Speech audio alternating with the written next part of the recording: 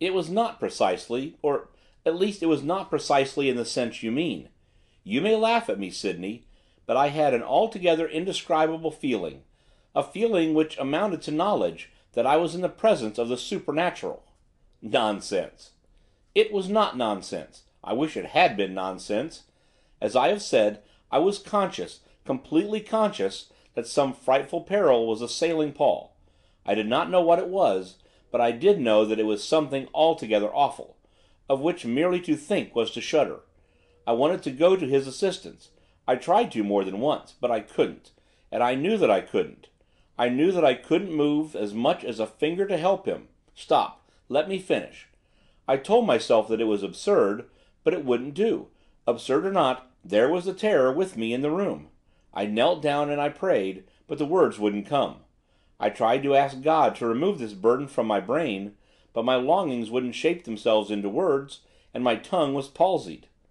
I don't know how long I struggled, but at last I came to understand that, for some reason, God had chosen to leave me to fight the fight alone.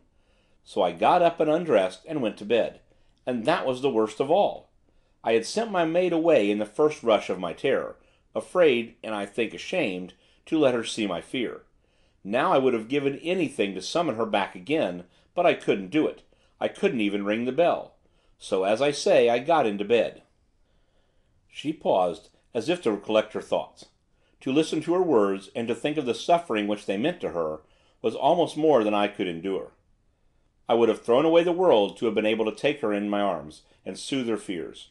I knew her to be, in general, the least hysterical of young women, little wont to become the prey of mere delusions, and, incredible though it sounded, I had an innate conviction that, even in its wildest periods, her story had some sort of basis in solid fact. What that basis amounted to, it would be my business, at any and every cost, quickly to determine.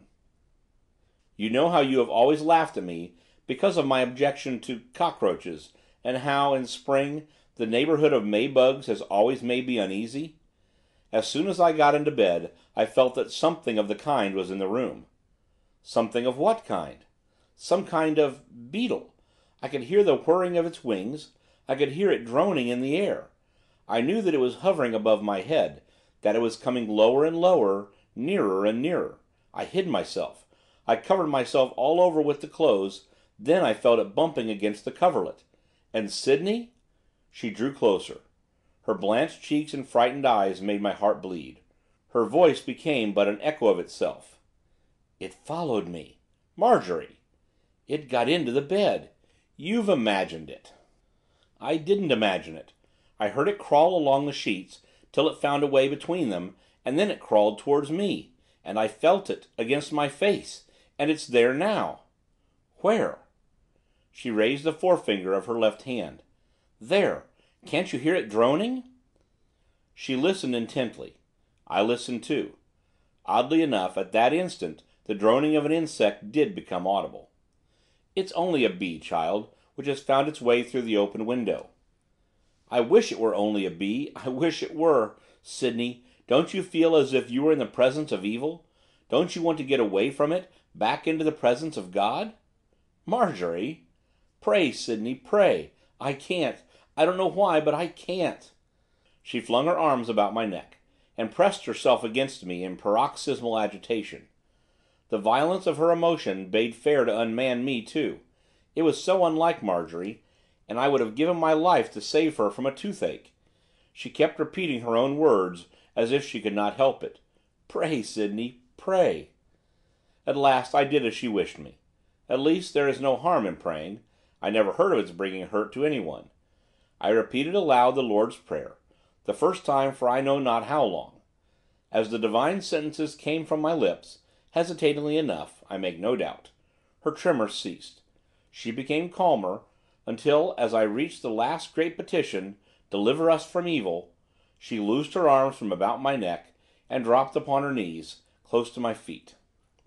And she joined me in the closing words, as a sort of chorus. For thine is the kingdom, the power, and the glory, for ever and ever. Amen. When the prayer was ended, we both of us were still. She with her head bowed, and her hands clasped, and I with something tugging at my heartstrings, which I had not felt there for many and many a year, almost as if it had been my mother's hand. I dare say that sometimes she does stretch out her hand from her place among the angels to touch my heartstrings, and I know nothing of it all the while. As the silence still continued, I chanced to glance up, and there was old Lindon peeping at us from his hiding place behind the screen. The look of amazed perplexity which was on his big red face struck me with such a keen sense of the incongruous that it was all I could do to keep from laughter.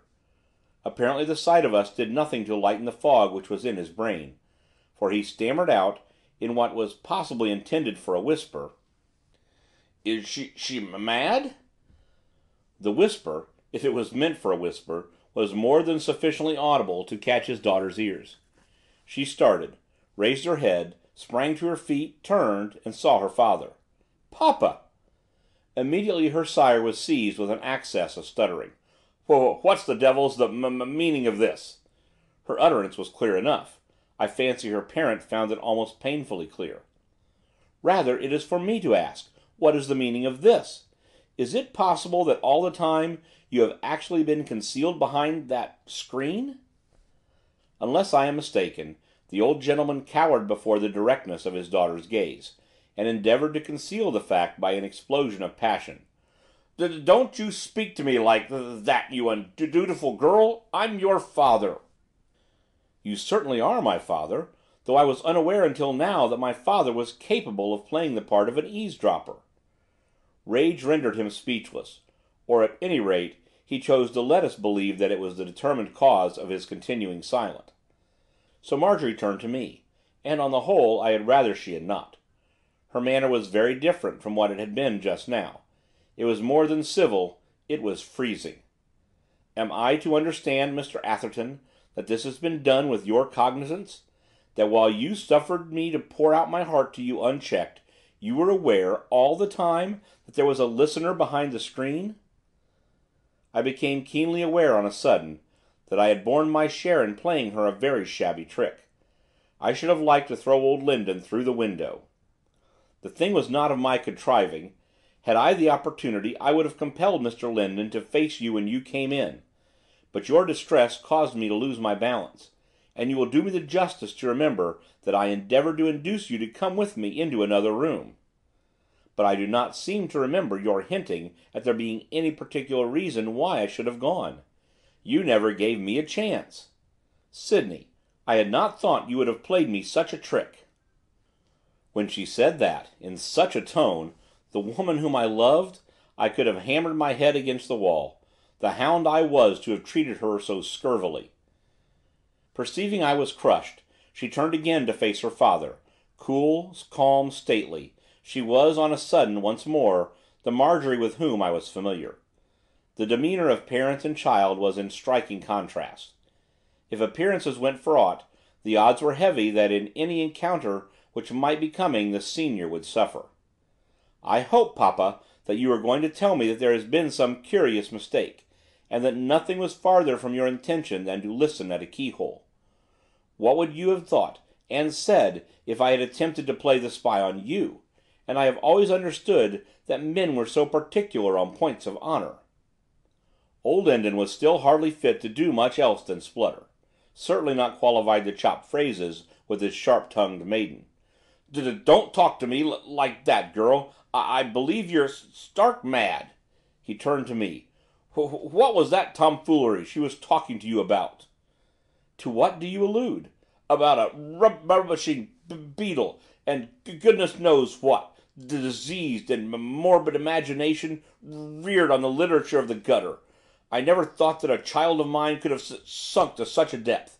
Now, Atherton, I ask you to tell me frankly, what do you think of a child who behaves as she has done, who takes a nameless vagabond into the house and conceals his presence from her father, and mark the sequel, even the vagabond warns her against the rascal Lessingham. Now, Atherton, tell me what you think of a girl who behaves like that." I shrugged my shoulders. I know very well what you do think of her. Don't be afraid to say it out because she's present." "No, Sydney, don't be afraid." I saw that her eyes were dancing, in a manner of speaking; her looks brightened under the sunshine of her father's